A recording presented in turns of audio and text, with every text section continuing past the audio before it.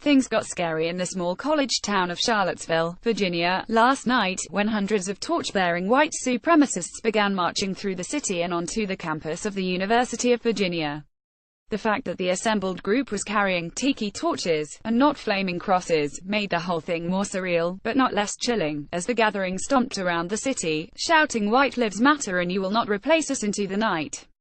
Following along on Twitter and through eyewitness accounts, the internet watched as these polo-shirted crusaders made themselves feel big for an evening, and then the internet did what the internet does: it dragged these motherfuckers through the mud.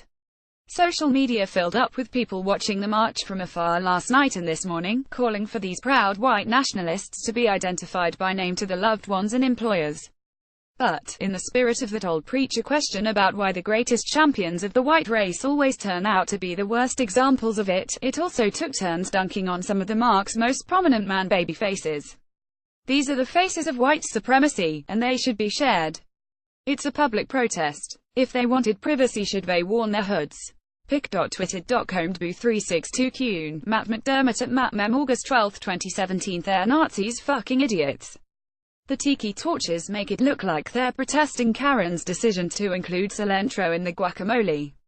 pic.twitter.com/usbk8pf15, Lauren Duca at Lauren Duca, August 12, 2017, Mike Schmidt at the 40-year-old boy, August 12, 2017. Meanwhile, there was also this thread, from Twitter user at @JuliasGoat, laying out some thoughts on what the oppression these marchers felt they were rallying against might actually be like, but as briefly, necessarily cathartic as all this Nazi mockery was, it's not the end of the fear in Charlottesville this weekend.